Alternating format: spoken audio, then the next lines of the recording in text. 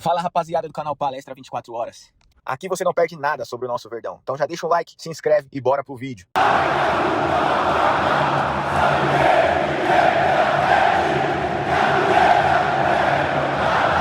Vamos lá, então. Sobre Palmeiras, é uma apuração que a gente estava aqui tentando confirmar logo no começo da manhã. Falta aqui confirmar o valor, mas eu posso dizer tranquilamente que o Palmeiras fez uma primeira proposta para o Zenit pelo Nino e ela foi recusada.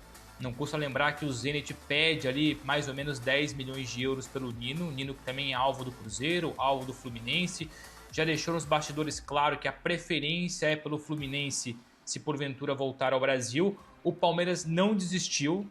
Mesmo com essa primeira recusa, o Palmeiras continua muito interessado e vai fazer ou vai planejar uma segunda proposta pelo Nino, porque vê no Nino, eu não vou dizer que é o alvo prioritário, até porque buscou outros nomes, e nós falamos recentemente agora do Ibáñez.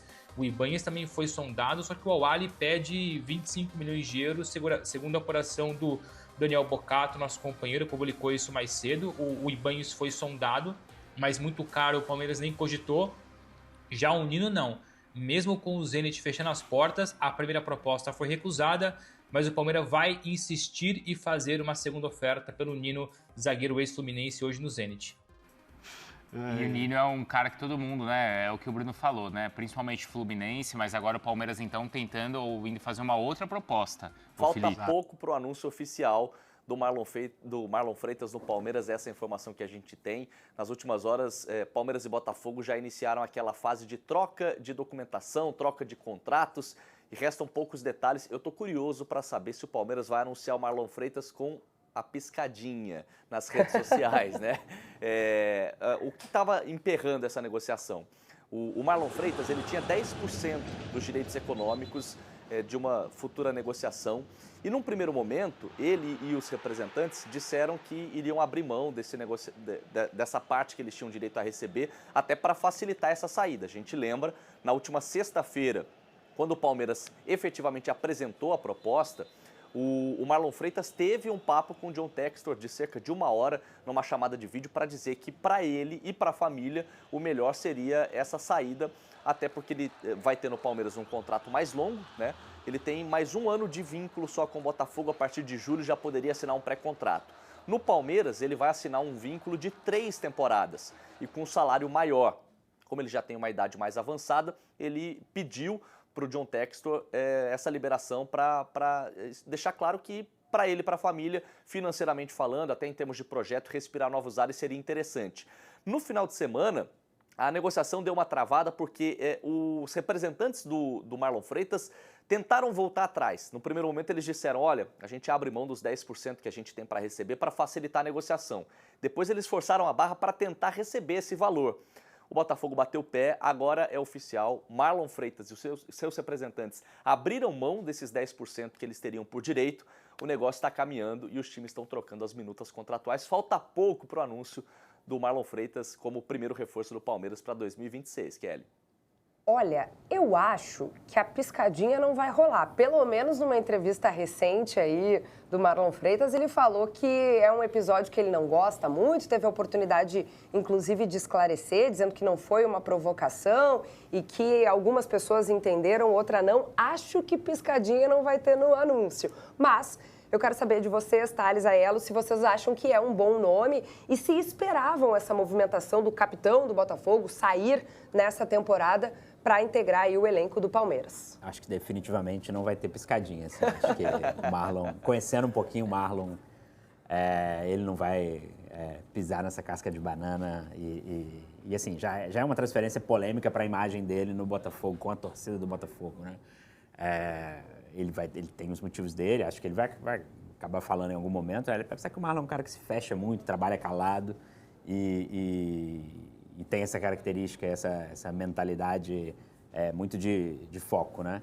E até por isso, acho que não vai ter. Acho que é um bom nome para o Palmeiras. Acho que o meio-campo do Palmeiras, se o Marlon conseguir se adaptar e conseguir a titularidade ali com o Abel, fica interessante com Andrés Pereira e Marlon. São jogadores com características, ao mesmo tempo, semelhantes e complementares, ainda que nenhum dos dois de uma marcação tão competente assim. Então, precisa ainda de um homem de meio-campo um primeiro homem de meio campo ali auxiliando, tem que começar a entender como o Abel vai montar. Mas é um movimento... O que me chama a atenção nessa negociação, tirando essa parte sobre idolatria, sobre ele estar na bandeira dos ídolos do Botafogo e ir para um time que rivalizou muito com o Botafogo nos últimos anos, o que me chama a atenção é o fato de que é a segunda maior contratação de um jogador acima de 30 anos, a segunda maior venda, né, de um jogador acima de 30 anos de um clube brasileiro, por 6 milhões de dólares, sendo que a primeira é do Júnior Santos. Exatamente ano passado, o Júnior Santos foi para o Atlético Mineiro por 8.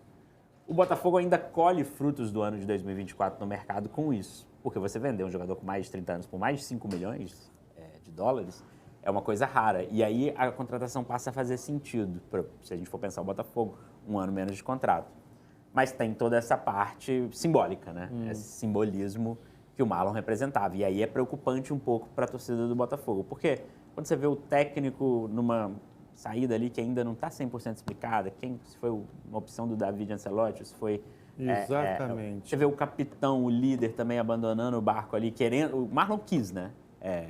A torcida do Botafogo pode ficar brava, pode achar ruim, mas o Marlon quis. E, inclusive, essa informação final de que os 10%, que os representantes e ele próprio, né, que era dono de 10% do passe dele, abre mão disso, significa que a questão nem é tão financeira assim, né? Ele vai ganhar muito mais no Palmeiras, o salário que o Palmeiras ofereceu, pelo menos as informações que eu tenho, é razoavelmente maior do que o aumento que o Botafogo estava oferecendo para renovar o contrato, mas ao abrir mão de 10% mostra que um pouco ele está querendo novos ares mesmo, né? E aí eu acho que, mais do que ficar preso na questão do Marlon Freitas, o que a torcida do Botafogo precisa pensar é qual o recado que está se dando para a temporada de 2026. Exatamente, e até nos bastidores, Aela, desculpa falar por cima de ti, será que teria alguma coisa acontecendo? Vamos lá, assim, se a vontade do Marlon Freitas de sair do Botafogo e querer jogar no Palmeiras, porque assim, ele entende que no Palmeiras ele pode ser mais protagonista, ele pode brigar mais por título, enfim, se o objetivo da saída dele é o Palmeiras, eu acho que a torcida do Botafogo fica chateada, fica triste, mas não fica preocupada. Eu acho que a preocupação deve existir se o Marlon Freitas está indo para o Palmeiras por causa do Botafogo. Sim. Em que sentido? Bom, eu vou sair daqui porque, cara, do jeito que está isso aqui, 26 vai ser pior do que 25. Então, eu vou aproveitar essa oportunidade com o coração partido, sabe? Não queria porque me identifiquei, eu virei ídolo dessa torcida, eu tenho a minha imagem na bandeira do clube e tudo mais, mas olha só, eu tenho que pensar na minha carreira. E pensar na minha carreira significa até mesmo abrir mão de 10%.